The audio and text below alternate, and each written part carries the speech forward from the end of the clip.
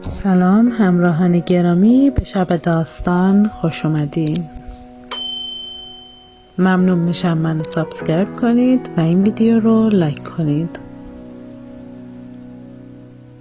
بریم به داستان امشب گوش بدیم. یک داستان کهن به نام علی بهانه‌گیر.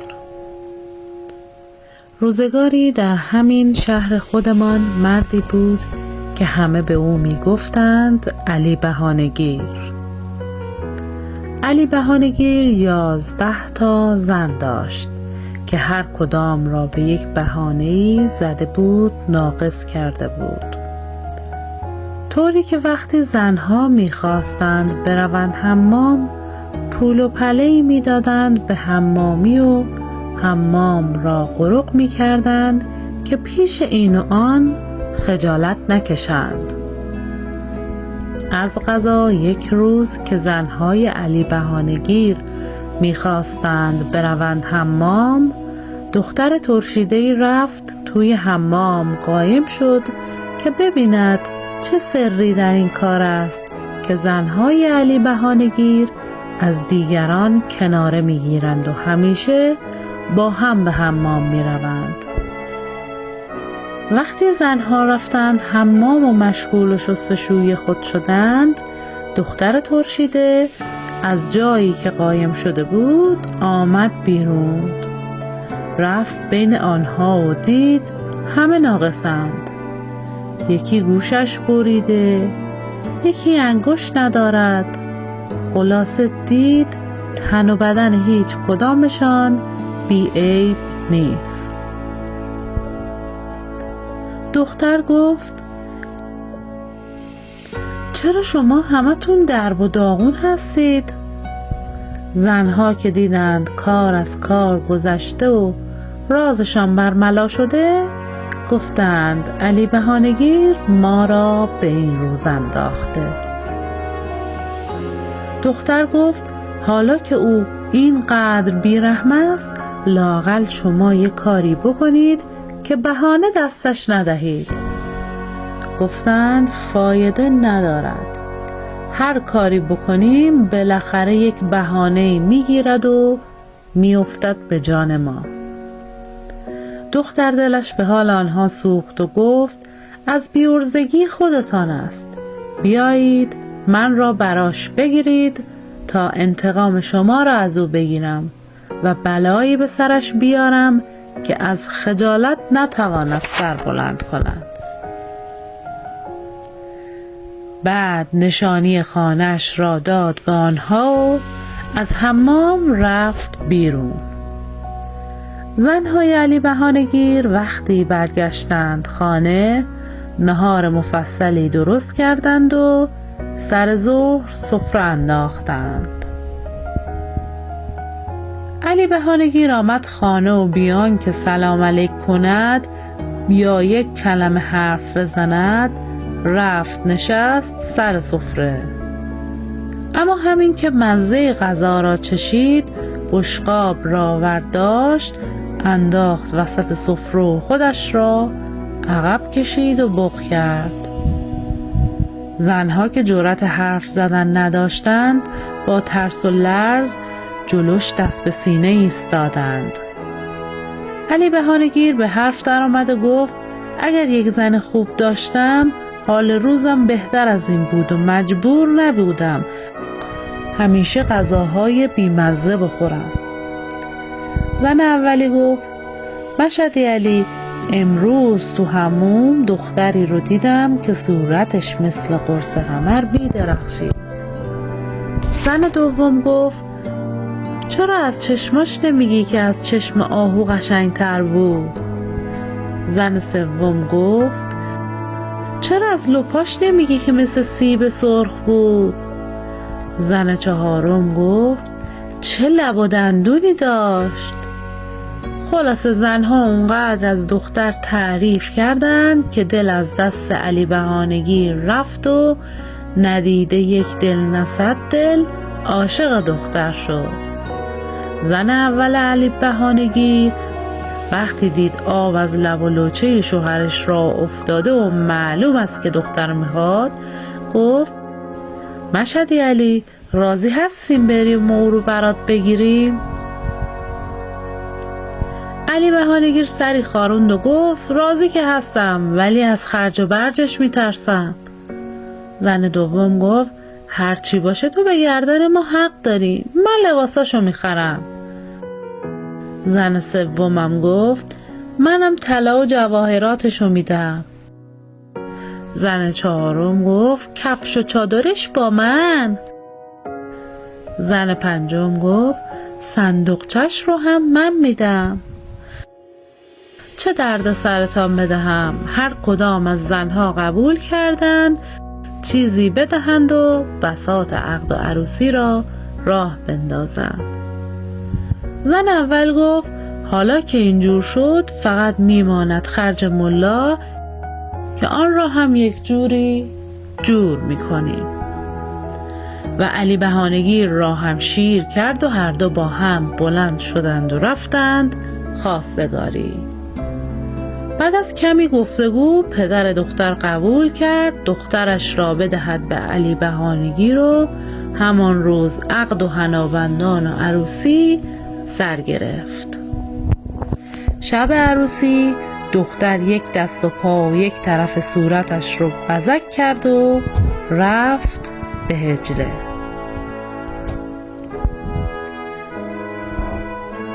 علی بهانه‌گیر صبح که از خواب پا شد و دختر را در روشنایی روز دید با خودش گفت جل الخالق، این دیگر چجور بزک کردن اسکین کرده؟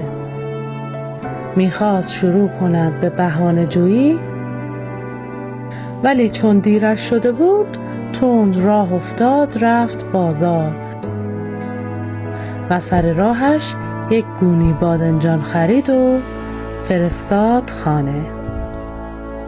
عروس به زنها گفت این تازه اول کار است.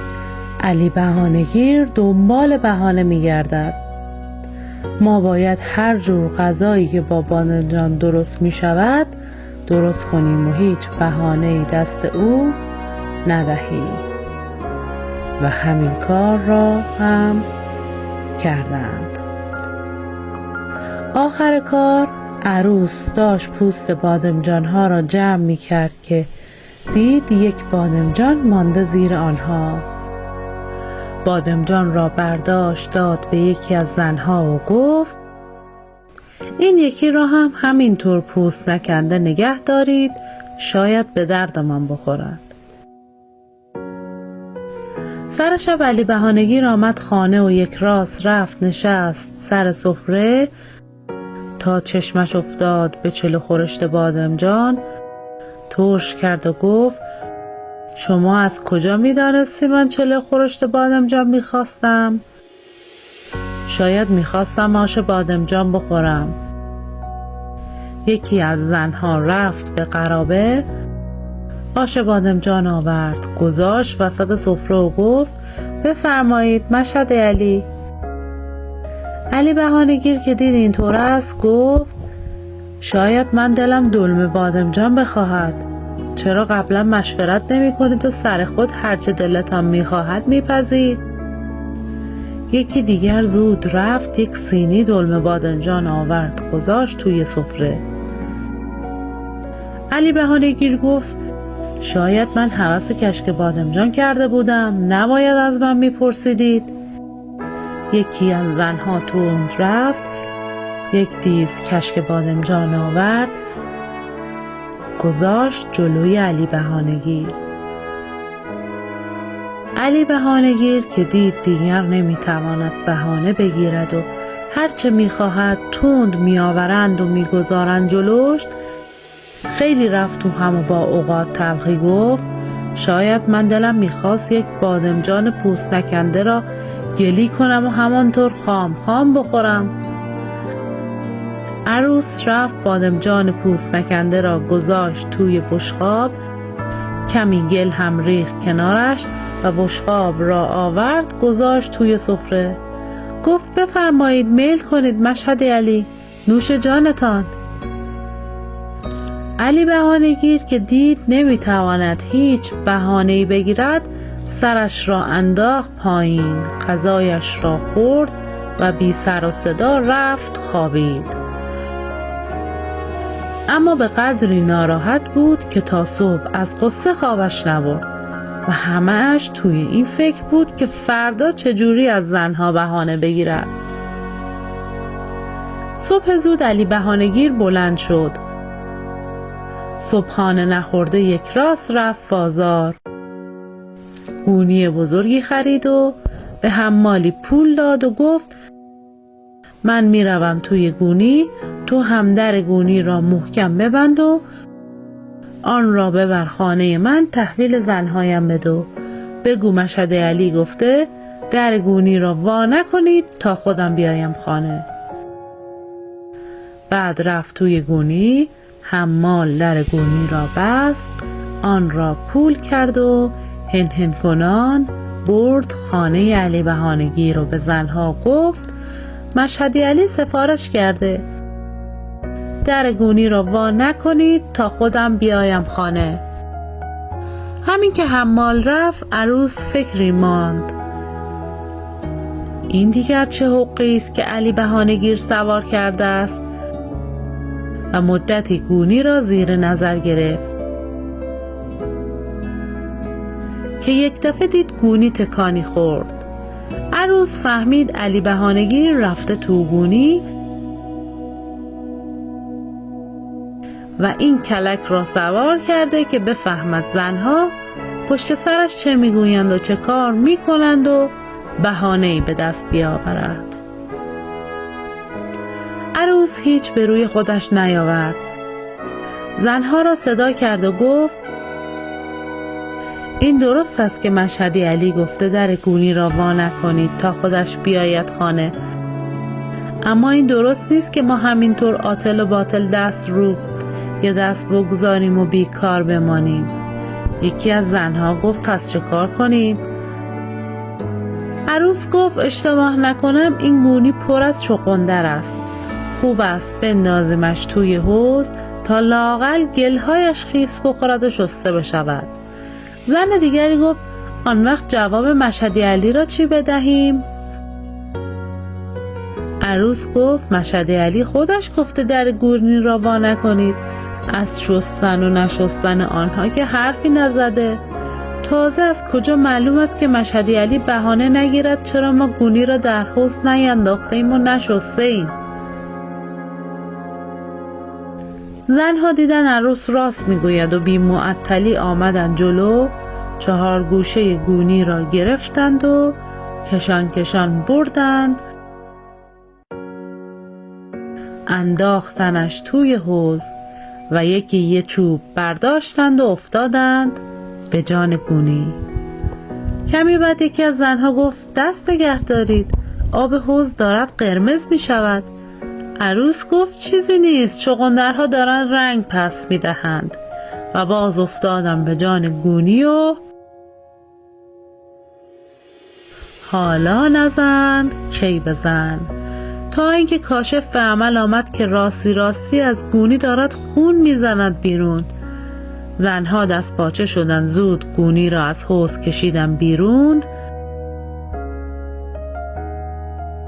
اما هنوز جرأت نمی کردن درش را وا کنند و همینطور دورش ایستاده بودند و با ترس و لرز نگاهش می کردند.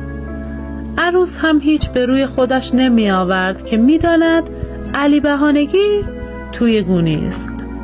در این موقع صدای ضعیفی با آه و ناله به گوش رسید که در گونی را وا کنید. عروس گفت مشهد علی گفته در گونی را وا نکنید تا خودم بیایم خانه. صدا آمد زود باشید دارم میمیرم. عروس گفت به ما مربوط نیست، میخواهی بمیر میخواهی نمیر. مشهد علی سفارش کرده تا خودم نیایم خانه هیچ کس در گونی را وا نکند و ما رو حرف شوهرمان حرف نمی آوریم. صدا آمد من خود مشهد علی هستم، زود درم بیارید که دارم میمیرم. زنها که تازه فهمیده بودند مطلب از چه قرار است خوشحال شدند، اما از ترسشان زود در گونی را وا کردند و علی بهانه‌گیر را در آوردند. عروس گفت الهی من بمیرم و تو رو به این روز نبینم مشهد علی جان. چرا رفته بودی تو گونی؟ زنها وقتی دیدن علی بهانه‌گیر جواب ندارد بدهد و از زور درد یک بند ناله می کند، رختهایش را عوض کردند. دست و پایش را گرفتند و بردنش توی اتاق و خواباندنش توی رخت خواب. چند روز بعد حال علی بهانه‌گیر جا آمد و از جا بلند شد برود دنبال کسب و کارش. عروس رفت جلویش را گرفت، روی شکمش دست کشید و گفت گوش شیطان کرد چشم حسود کور. گمانم خبرهایی است. علی بهانه‌گیر پرسید چه خبرهایی؟ عروس جواب داد غلط نکنم حامله شده ای.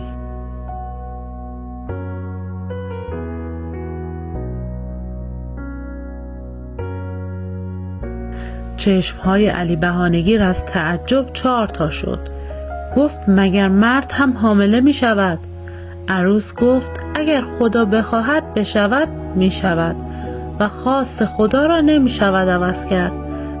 12 تا زن گرفتی و خدا به تو بچه نداد، حالا خواسته اینجوری تلافی بکند.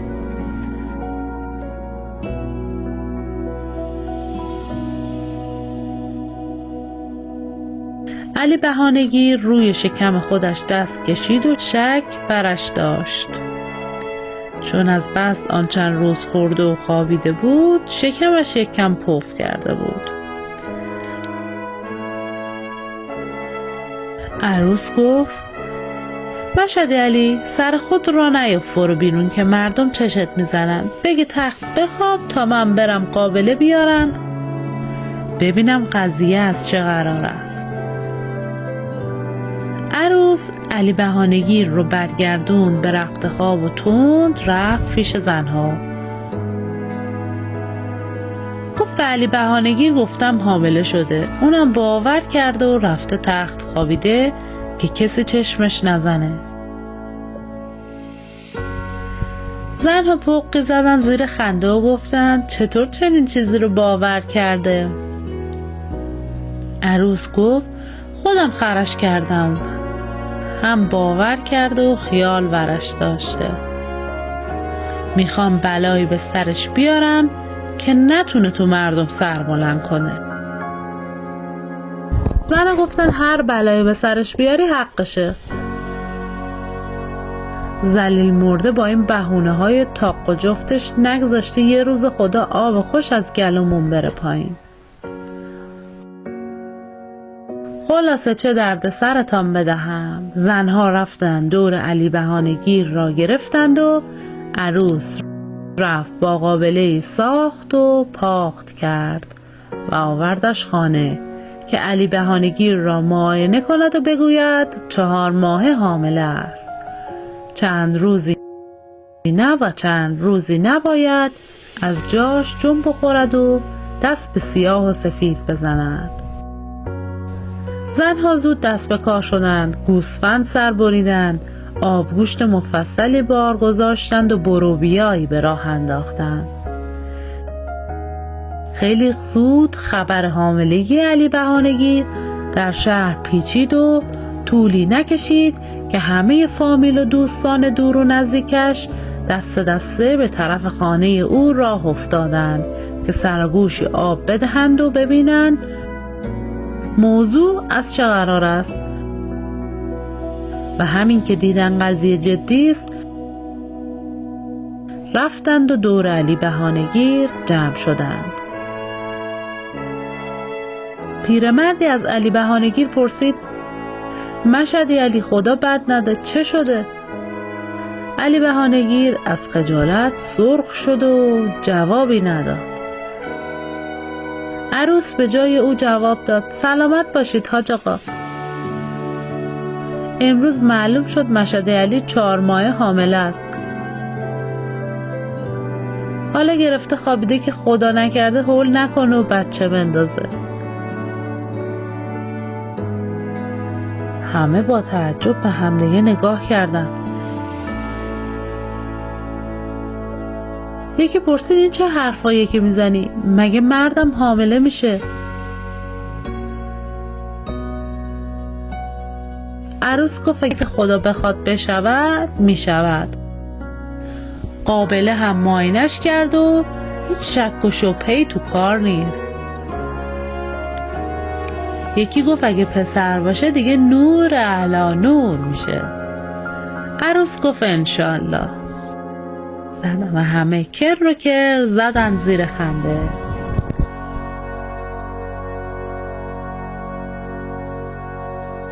اون روز مردم از پیر و جوون گرفته تا زن و مرد دست دسته اومدن دیدن علی بهانگی رو.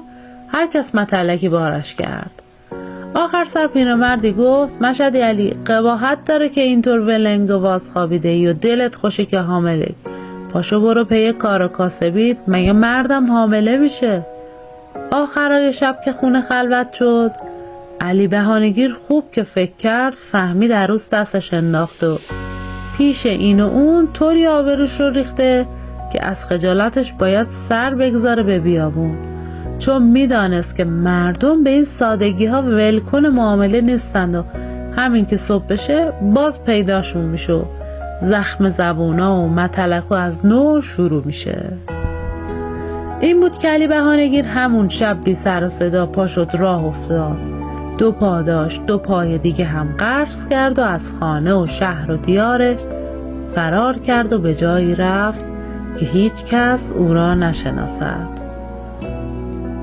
فردا صبح همین که زنها پا شدند و دیدن جای علی بهانگیر خالی است، فهمیدن علی بهانگیر گذاشته رفته و حالا هم پیداش نمیشه.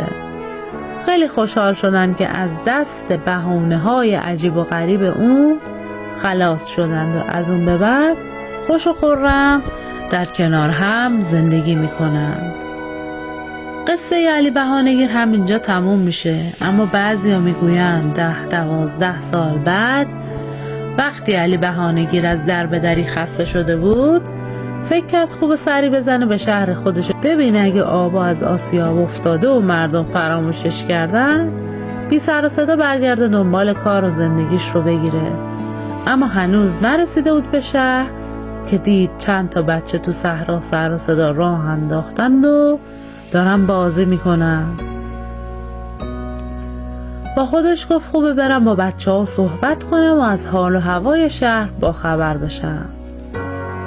علی بهانگیر با این بهانه به بچه ها نزدیک شد و گفت دارید چیکار میکنید اینجا؟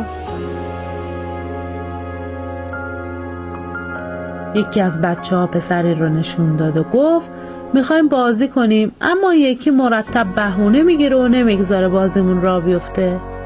علی بهانگیر گفت آهای پسر بیا اینجا ببینم چرا اینقدر بهونه میگیری و نمیذاری بقیه بازی کنن. پسر جواب داد دست خودم نیست، من پسر علی بهانگیرم. علی بهانگیر گفت چرا پرت و پلا میگی؟ علی بهانگیر دیگه چه کسیه؟ پسر جواب داد بابای منه.